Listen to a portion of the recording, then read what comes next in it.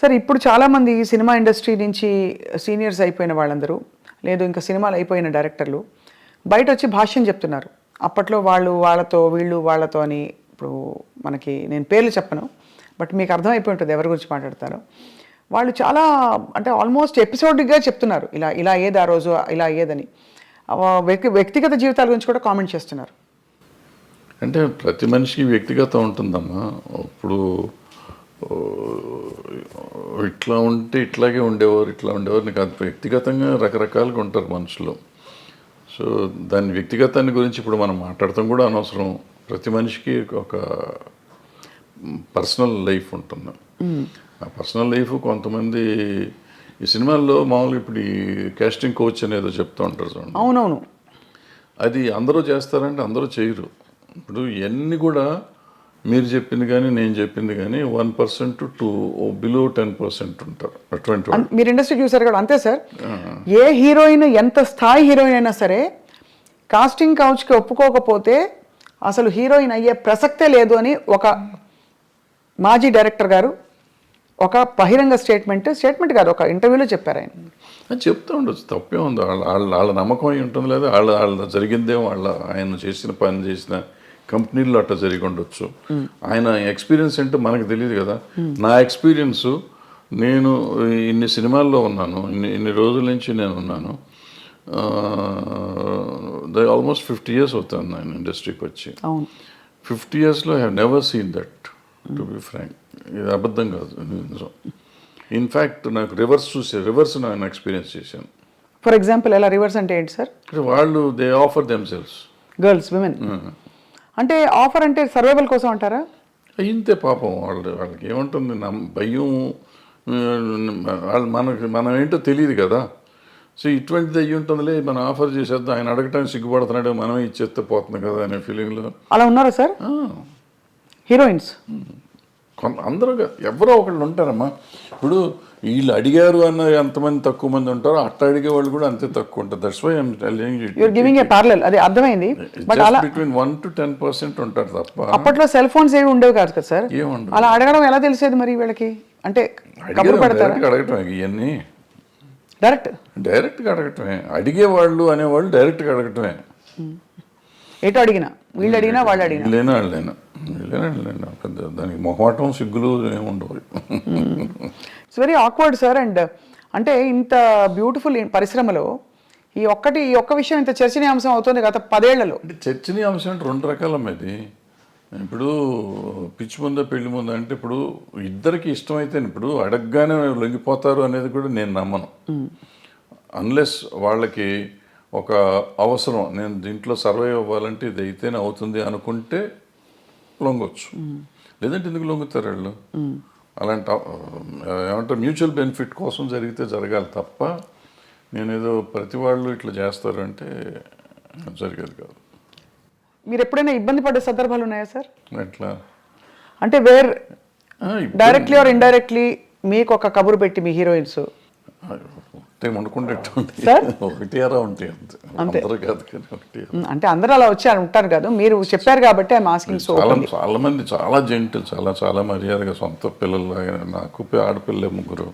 So వాళ్ళంతా మన ఇంటికి వచ్చి ఇంట్లో ఆడపిల్లలాగానే ఉండేవారు తప్ప ఎవరు ఒకటి అరా 20 ఉన్నా కానీ పెద్ద విషయం. ఇవన్నీ అంటే ఇది ఇప్పుడు లేటెస్ట్గా మీరు కూడా మొన్న ఆఫ్ రికార్డ్ చాలా విషయాలు మీరు మాట్లాడినప్పుడు ఎక్స్ప్లెయిన్ చేసి చెప్పారు సార్. అదే ఈ జానీ మాస్టర్ ఇష్యూ తెరపైకి వచ్చినప్పుడు కూడా ఈ కమిటీలు వేయడం, వీటిని పరిష్కరించే దిశగా కమిటీల్లో ఉండేవాళ్ళు ఎవరు కూడా దిగొచ్చిన ఎవరు అంటే ఇట్స్ నాట్ సో ఈజీ కదా సార్. ఇవి హ్యూమన్ రిలేషన్షిప్స్ చాలా కాంప్లెక్స్గా ఉంటాయి. మీరు అన్నట్టు ఒక టైంలో ఇష్టం ఉండొచ్చు, ఒక టైంలో కాంప్రమైజ్ అవ్వచ్చు, ఒక టైంలో అది చెడుగా కనిపించవచ్చు, రకరకాలు ఉంటాయి, తప్పించుకోలేని పరిస్థితులు ఉండొచ్చు. ఏమిటవుతుంది sir? What you think is? అంటే ఇప్పుడు మీకు గతంలో మొదటి నుంచి కూడా చరిత్ర అనుకోండి, ఇతిహాసాలు తీసుకోండి, పురాణాలు తీసుకోండి. ఆయన వాల్మీకి గారు దొంగ, ఆయన తర్వాత మంచివాడు అయిపోయాడు. సో ఇట్లా మనుషుల్లో మార్పులు చాలా వస్తూ ఉంటాయి. మారినప్పుడు నేను మారిపోయాను, గతంలో తప్పు చేశాను నేను, ఇప్పుడు నేను మారిపోయి ఉంటే నువ్వు తప్పు చేసావు అంటే దానికి అర్థం లేదు కదా. సో నువ్వు గతంలో నువ్వు దుర్మార్గుడు కాబట్టి ఇప్పుడు ఏం చెప్తావంటే ఇప్పుడు నేను మారిపోయాను, నేను సన్యాసిని అయిపోయా. బుద్ధుడు అంతకు ముందు రాజు, అశోకుడు అంతకు ముందు రాజు వీళ్ళిద్దరూ బౌద్ధ మతానికి వచ్చినాక వాళ్ళు ఏమి చేయలే. బుద్ధుడు దేవుడు కాదంటావా? అంతే కదా సార్. సో మరి ఏ కాంటెక్స్లో చెప్తున్నారు అది? అంటే తప్పులు జరుగుతున్నాయి కానీ ఎట్లా ఉంటుందంటే నేను విక్టిమ్ని అనుకోమ్మా, విక్టిమ్ కానీ లేకపోతే నా మీద ఎలిగేషన్ వచ్చింది అనుకోమ్మా, సో నాకు కడుపు రగిలిపోతూ ఉంటుంది. అంటే ఇది ఎట్లా ఉంటుందంటే దీంట్లో ఇప్పుడు వస్తున్న ఇష్యూస్ అన్నీ ఏంటంటే ఇప్పుడు ఇద్దరు మ్యూచువల్గా ఒకళ్ళకొకళ్ళు ఇష్టపడతారు. ఇప్పుడు అప్పుడు కూడా కదా సార్, ఎప్పుడైనా కానీ ఇష్టపడతారు.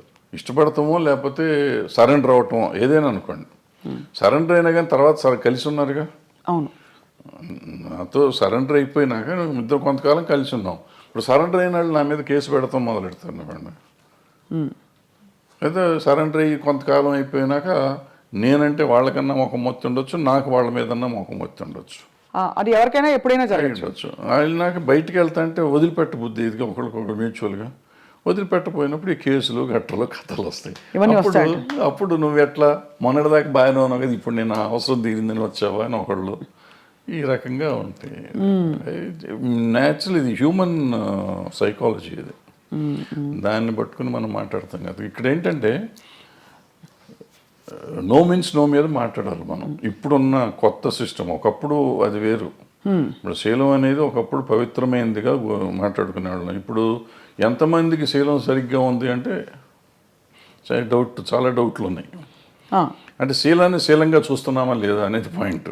అంటే ఇది వరకు ఇట్ వాజ్ అ బిగ్ టాబు, అంటే ఇప్పుడు కాదు, అది ఇప్పుడు మోర్ నార్మలైజ్ అయిపోయింది.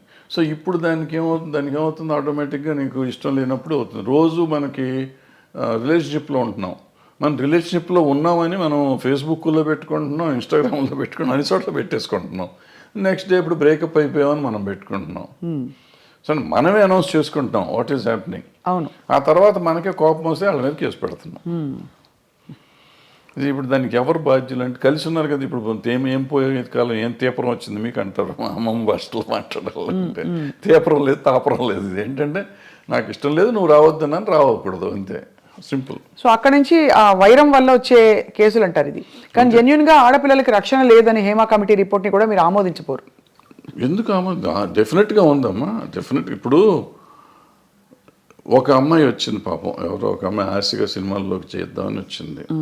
వచ్చిన అమ్మాయిని నువ్వు నాకు ఏదన్నా ఇది ఇస్తేనే నేను ఉద్యోగం ఇస్తాను, వేషం కానీ పని కానీ ఇస్తాను అనేది దుర్మార్గమే కదా. హేమ కమిటీ రిపోర్ట్లో కానీ ఎక్కడైనా కానీ ఈవెన్ పాక్సో దీంట్లో కానీ అదే చెప్తాను. నువ్వు అడగటం కూడా తప్పు. అడిగినాక లొంగి నువ్వు ఆ అమ్మాయికి పని ఇచ్చేసినా కూడా, ఎదురు పని ఇచ్చేసినా కూడా లొంగ తీసుకోవటం తప్పే. కాబట్టి ఏ రోజు తెలిసినా కానీ నా మీద నేను శిక్షార్హుడిని. ఏమంటే మ్యూచువల్గా కలిసి ఉన్నాం కదా, నీకేంటి అని మనం అడగటానికి లేదు. ఇంకా కలిసి ఉన్నా కానీ నువ్వు లొంగ తీసుకున్నావు కదా. అవును, ఇప్పుడు మరి జానీ మాస్టర్ ఇష్యూలో ఏమై ఉంటుంది సార్? అది దాన్ని నేను మాట్లాడకూడదు. మీరు మాట్లాడకూడదు కాబట్టి ఓకే ఫైన్, అడగం సార్. మేము కూడా కమిటీని కోర్టుని కంప్లీట్గా గౌరవిస్తూ అంటే